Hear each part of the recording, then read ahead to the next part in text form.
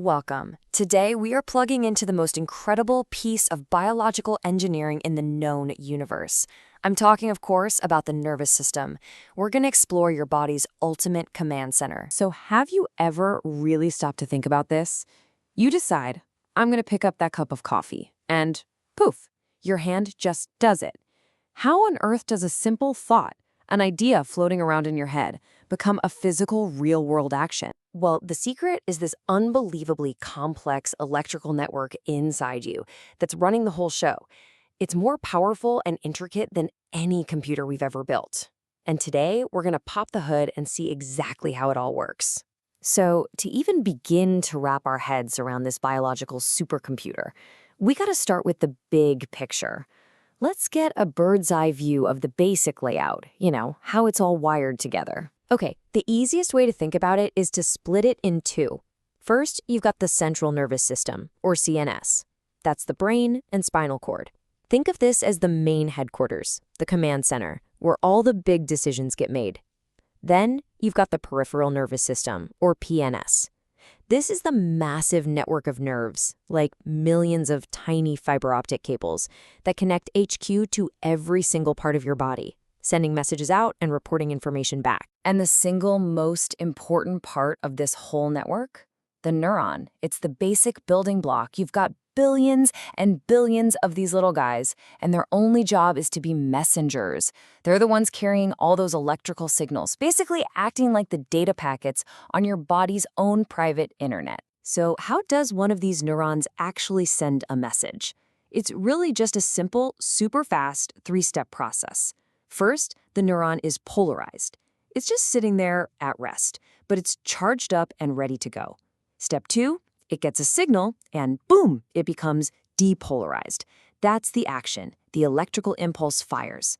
And right after that, it immediately repolarizes. It recharges itself, so it's instantly ready for the next signal. It's just a constant loop. Ready, set, fire, reset. All right, so now we know how the messages get sent. Let's zoom in on the command center itself, the place where it all starts. Let's take a closer look at the brain. Now, the brain is organized kind of like a major corporation. You've got the cerebrum, that's the biggest part, the C-suite, handling all the high-level stuff like thinking, language, and memory. Then, tucked away at the back, is the cerebellum. Think of it as the logistics and operations department, making sure all your movements are coordinated, smooth, and balanced. And finally, you have the brainstem. This is the main communications tower, connecting the brain to the spinal cord and routing all the traffic to the rest of the network. Of course, a command center this important needs some serious security, right? And that's where the blood-brain barrier, or the BBB, comes in. You can think of it as the toughest bouncer at the most exclusive club in your body. It's the super selective shield that surrounds the brain, and its job is to stop almost everything from getting in.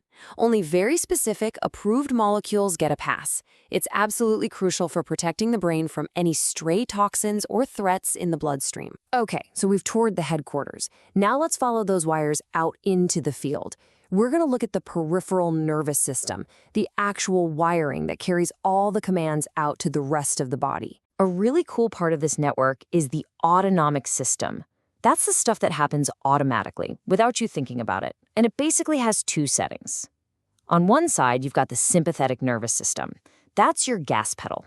It fires up in stressful situations, giving you that fight or flight response. Your heart pounds, you get a rush of adrenaline, you're ready for action. And on the other side, you have the parasympathetic nervous system. That's the brake. It's your rest and digest mode. It calms you down and handles all the routine background tasks. The two are in this constant, perfect dance to keep your body running just right. I mean, this system is a masterpiece of engineering, but it's not perfect. It's not infallible.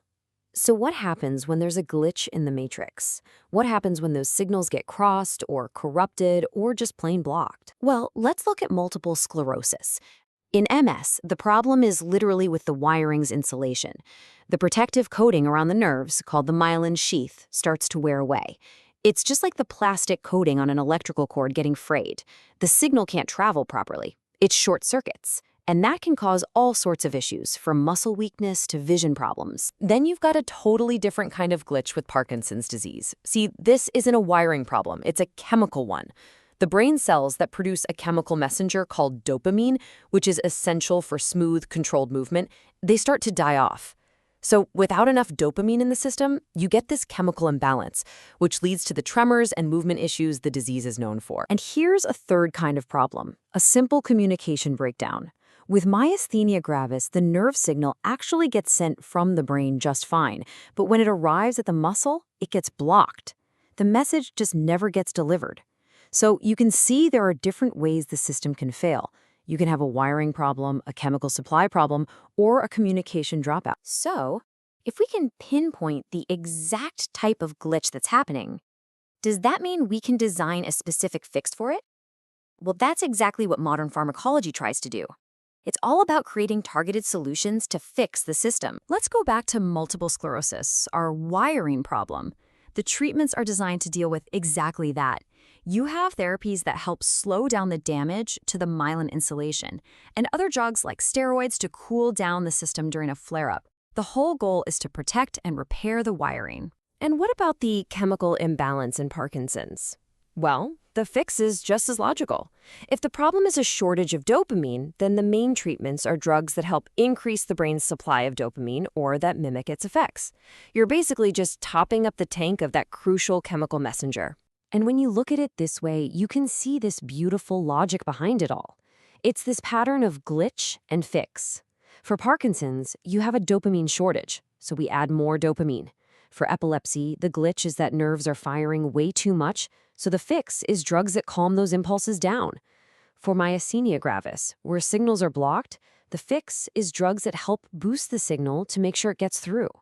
It's not magic. It's targeted, intelligent problem solving. And this all leads to a pretty mind-blowing final thought. We are getting better and better at diagnosing and fixing the most complex system known to humanity, the one inside our own heads. As we get more precise, as we learn to tweak, repair, and even enhance this neural command center, what does that really mean for the future, for human potential?